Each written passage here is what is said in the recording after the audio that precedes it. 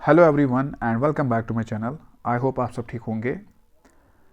आज का जो हमारा टॉपिक है that is MCQs on journal English for the fourth same. जैसे कि आप सबको पता ही होगा कि हमने एक सीरीज स्टार्ट की है जिसमें हम 300 एमसीक्यूज करने वाले हैं रिगार्डिंग जर्नल इंग्लिश। ठीक है, तो उसका ऑलरेडी एक पार्ट अपलोड हो चुका है। अगर आपने उस वीडियो को अभी तक नहीं देखा है तो लिंक आपको डिस्क्रिप्शन में मिलेगी, वहाँ से जाके आप उस वीडियो को चेकआउट कर सकते हो। तो उस वीडियो में हमने 20 एमसीक्यू डिस्कस किए हैं, तो इस वीडियो में आज हम और 20 एमसीक्यू डिस्कस करेंगे। ठीक है, तो कुल मिला के 40 एमसीक्यूज होते हैं। ठीक है, इसी तरह हम इंशाल्लाह आने वाले वीडियोज़ में सारे एमसीक्यूज कवर करेंगे। ओके, तो वीडियो को स्किप मत करना, एंड तक देखना। वीडियो को शुरू करने से पहले अगर आप हमारे चैनल पर नए हैं तो चैनल को सब्सक्राइब कीजिए और साथ में बेल आइकन भी दबा दीजिए ताकि जब भी हम कोई नया वीडियो अपलोड करेंगे उसकी नोटिफिकेशन आपको ऑन टाइम मिलेगी। तो चलिए आज का वीडियो स्टार्ट करते हैं क्वेश्चन नंबर 1 से। सो question number 1 is any Frank was born in the year of. इस क्वेश्चन में आप लोगों से ये पूछा गया है कि जो एनी फ्रैंक थी वो किस साल में पैदा हुई थी। ठीक है, और जो हमारे पास ऑप्शन है वो है 1930, 1931, 1929 एंड 1928। ओके, सो इस क्वेश्चन का जो करेक्ट आंसर है वो है option number C, that is 1929। Anne Frank was born in the year of 1929। So option number C is the correct answer for this question. So move to the next question, question number 2, that is Anne Frank was born in Germany but in which part?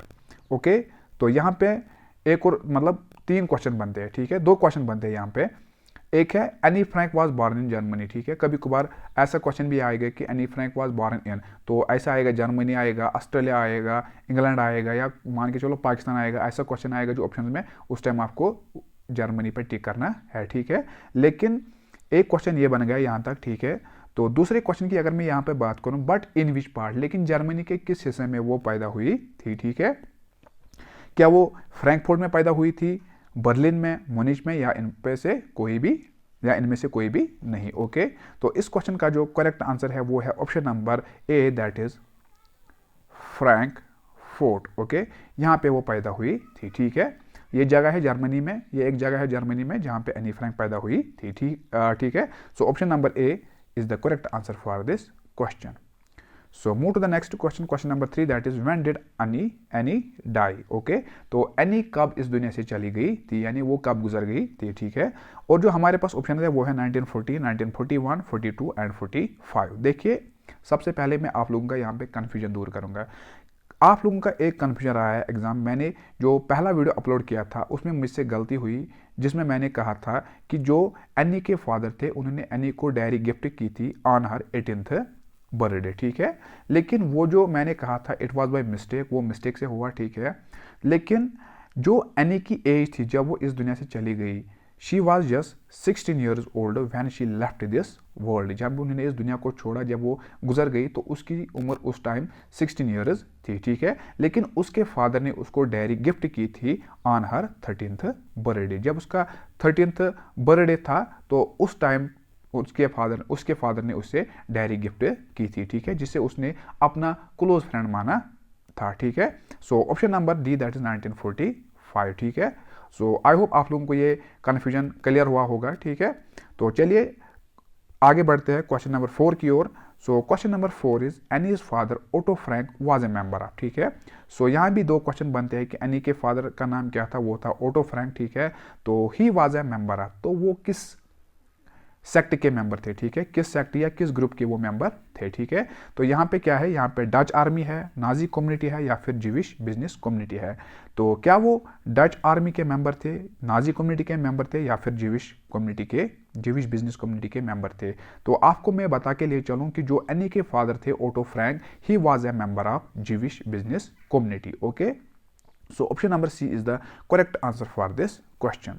So next question is question number 5, that is fearing persecution and his family left Germany to. Okay, तो देखिए, आप सबको पता है कि जो Jewish people थे, Anne was a Jewish girl, ये आप लोगों को पता होना चाहिए। ठीक है, लेकिन उनको किसकी ओर से जुल्म हो रहा था, ठीक है, वो हो रहा था हिटलर की ओर से, ठीक है। लेकिन वो हमेशा क्या करते थे, जो जीविश लोग थे वो हमेशा एक जगह से दूसरी जगह माइग्रेट करते थे ताकि किसके जुल्म से बचे, किसके कहर से बचे, जो हिटलर था उसके जुल्म से बचे, क्योंकि वो जीविश लोगों को ले जाता था और उनको कंसंट्रेशन कैंप में, कहाँ पे, कंसंट्रेशन कैंप ले जाता था, वहाँ पे उन्हें बहुत ज़्यादा टार्चर करता था, ठीक है। वहाँ पे लेस चांसेस होते थे वापस जिंदा आने की, ठीक है।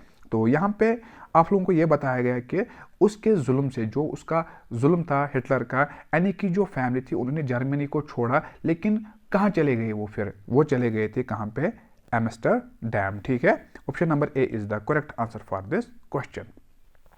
So next question, question number 6, that is what compelled Anne Frank to leave the Montessori school, ठीक है। तो किस चीज़ ने, किस बात ने एनी को मतलब ऐसा करने पे मजबूर किया कि उन्हें इस स्कूल को छोड़ना पड़ा, जो ये स्कूल था मॉन्टेसोरी स्कूल, इस स्कूल को छोड़ना पड़ा, ठीक है। तो और हमारे पास जो ऑप्शन है वो है anti Jewish laws, deportation of Jewish people to concentration camps, both A and B, या फिर नन ऑफ द अबव, ठीक है। तो इस क्वेश्चन का जो करेक्ट आंसर है वो है option number C, that is both A and B, ठीक है। Both A and B is the correct answer for this question. यही वजह थी कि जो एंटी जीविश लॉज थे, और जो दूसरी बात थी वो थी कि जो जीविश पीपल थे उन्हें डिपोर्ट किया जाता था कहाँ पे, उन्हें डिपोर्ट किया जाता था कहाँ पे, कंसंट्रेशन कैंपस में, क्योंकि वो उनके ऑर्डर्स को फॉलो नहीं करते थे, वो उनके रूल्स को ओबे नहीं करते थे, ठीक है। इस वजह से क्या होता था, इस वजह से उन्हें इन जगहों पे लिया जाता था। इस वजह से एनी के दिल में, मतलब एनी के दिमाग में ऐसा महसूस हुआ कि मतलब उन्होंने, उसके दिमाग ने ऐसा चक्कर खाया कि वो मजबूर हो गई इस स्कूल को छोड़ने में, ठीक है। So option number C is the correct answer for this question.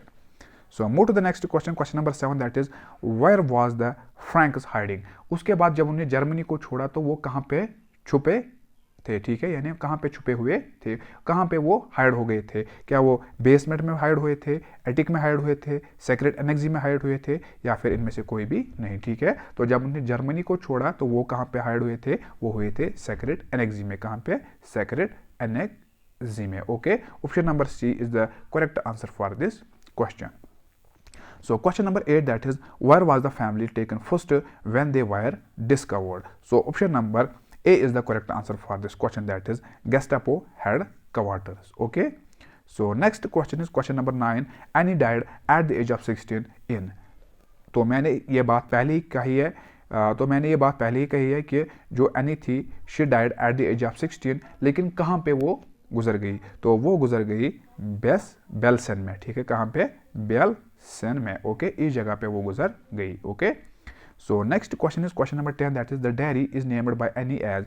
तो आप सबको पता होगा ये कि जो एनी के पास जो डायरी थी उसका क्या नाम रखा था एनी ने, ठीक है, क्या उसने उसका नाम रखा था किटी, बोची, मोनी, या फिर वेल, ओके। तो इस क्वेश्चन का जो करेक्ट आंसर है वो है option number A, that is kitty, okay. So next question is question number 11, that is in which letter does Annie mention that different modes have governed her, ठीक है। तो किस लेटर में एनी ने ये चीज़ मेंशन किया है कि डिफरेंट मोड्स हैव गवर्नड हर, ठीक है। क्या ऑप्शन नंबर ए जो है सैटरडे 2 नवंबर 1943, या मंडे 6 नवंबर 1943, मंडे 8 नवंबर 1943, या फिर सैटरडे 9 अक्टूबर 1943। तो इस क्वेश्चन का जो करेक्ट आंसर है वो है option number C, that is Monday 8 November 1943, ठीक है। Monday 8 November 1943 is the correct answer for this question. तो इस लेटर में एनी ने ये चीज मेंशन किया था, okay. So next question is question number 12, that is who discovered Anne's diary, ठीक है। तो ये जो क्वेश्चन है ये आप लोगों के लिए टास्क है, ठीक है। आप लोग इसका आंसर बताओगे कमेंट सेक्शन में कि एनी की डायरी किसने डिस्कवर की थी, यानी किसने आखिर में एनी की डायरी को ढूंढा था, यानी सबसे पहले किससे मिली थी एनी की diary, okay. You people can answer this question, ठीक है। आप लोग इसे आंसर दोगे, कमेंट सेक्शन में लिखना कि हु वाज द पर्सन, ठीक है, who discovered Anne's diary, okay. So ये जो क्वेश्चन है ये आप लोगों के लिए टास्क है, okay. So next question is question number 13, that is in 1955 a play based on the diary and titled The Diary of Annie Frank received the award. तो कौन से अवार्ड उन्होंने यहाँ पे रिसीव किया था, ठीक है। तो क्या वो नोबेल प्राइज था, पुलिट्जर अवार्ड था, बोथ, या इनमें से कोई भी नहीं। तो the award was Pulitzer award, ठीक है। Option number B is the correct answer for this question. So question number 14, that is the building in which Frank hid is converted into. तो वो बिल्डिंग, ये क्वेश्चन में ये पूछा गया है, इस क्वेश्चन में ये पूछा गया है आपसे कि जो बिल्डिंग जिसमें एनी फ्रैंक की जो फैमिली थी वो छुपी हुई थी, यानी वो हाइड हो गए थे, तो उसके बाद जो ये बिल्डिंग थी इससे किस चीज़ में कन्वर्ट किया गया था, ठीक है, कैसे स्कूल में कन्वर्ट किया गया था, हॉस्पिटल में, म्यूजियम में या मेमोरियल में। तो इस क्वेश्चन का जो करेक्ट आंसर है वो है option number D, that is memorial. Okay, इससे मेमोरियल में कन्वर्ट किया गया था। Okay, so next question, question number 15, that is what was Annie's mother age when she got married to her father। तो any की मदर जो थी, जो एनी की माँ थी, उसकी क्या एज थी जब उन्होंने एनी के फादर से शादी की थी? क्या उसकी उम्र उस साल 25 थी, 26 या फिर 30 या फिर 40, ठीक है। तो इस क्वेश्चन का जो करेक्ट आंसर है वो है option number A, that is 25। तो एनी की जो मदर थी उसकी उम्र कितनी थी? 25 when she got married to her father, जब उसके बाप के साथ उसने शादी की थी, ठीक है। So next question is question number 16, that is in which year did the Frank family migrate to Holland. तो किस साल में जो फ्रैंक फैमिली थी, यानी जो एनी फ्रैंक की जो फैमिली थी, वो किस साल में हॉलैंड की ओर माइग्रेट हुए, ठीक है। क्या 1930, 1952, 1934 या फिर 1980? तो इस क्वेश्चन का जो करेक्ट आंसर है वो है option number C, that is 1934, यानी इस साल में वो माइग्रेट हुए थे हॉलैंड की ओर, ठीक है।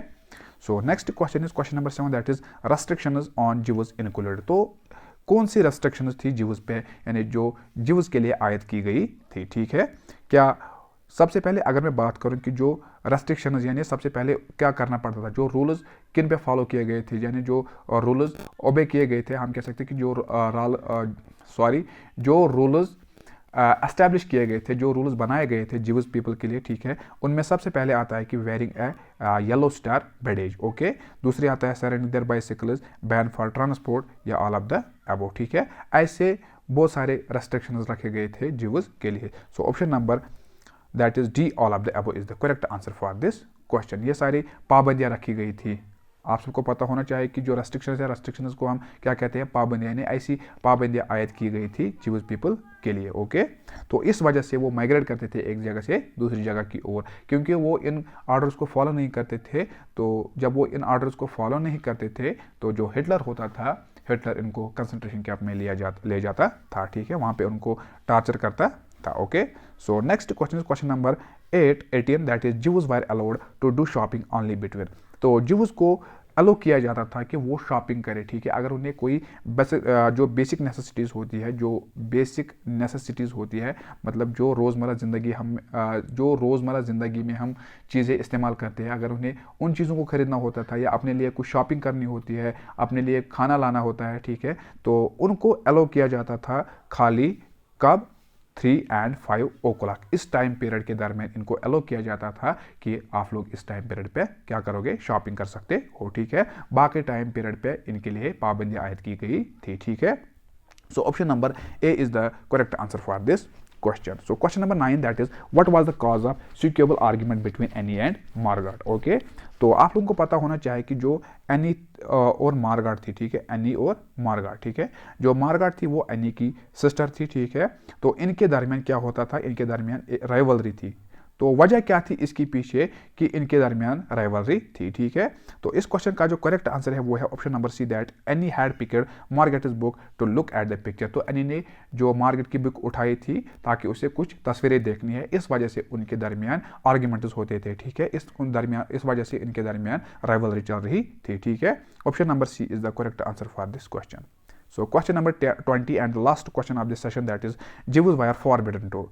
तो ज्यूज जो थे मतलब उन्हें किन चीज़ों पे, मतलब उनको किन चीज़ों पे पाबंदी रखी गई थी, ठीक है। तो पहले क्या होता था? विजिट थिएटर्स एंड सिनेमास, वहाँ पे उन्हें बिल्कुल मना किया जाता था कि आप लोग यहाँ पे विजिट नहीं करोगे, ठीक है। दूसरी बात मतलब उनको बिल्कुल मना किया जाता था, उन्हें बोलता था कि यहाँ पे आप लोग विजिट कभी भी नहीं कर सकते हो। दूसरी बात यह है कि पार्टिसिपेट इन पब्लिक सपोर्टर्स, तो ये हक इनसे पहले ही छीना गया था। तीसरी बात अगर हम करेंगे, enjoy the other places for enjoyment, जिस तरह से आम लोग, जिस तरह से बाकी लोग दूसरी जगहों पर जाते हैं एंजॉयमेंट करने के लिए, एंजॉय करने के लिए, तो ये चीज़ उनसे छीनी गई थी, ये हक उनसे छीना गया था। उन चीज़ों को ये जो ज्यूज पीपल थे उनको ये ऑलरेडी क्या किया गया था? फॉरबिड किया गया था, ठीक है, यानी उन लोगों के ये प्रोहिबिट किया गया था, उनके लिए ये मतलब एक तरह का क्या कहा गया, उन लोगों से ये हक छीना गया था कि आप लोगों को आप लोग किसी भी जगह नहीं जा सकते हो, ठीक है। So that was all about today's topic. Hope you like this video. अगर आप लोगों को वीडियो पसंद आया होगा तो वीडियो को लाइक कीजिए और अपने फ्रेंड्स के साथ शेयर कीजिए। मिलते हैं इंशाल्लाह नेक्स्ट वीडियो में, तब तक के लिए अल्लाह हाफिज़।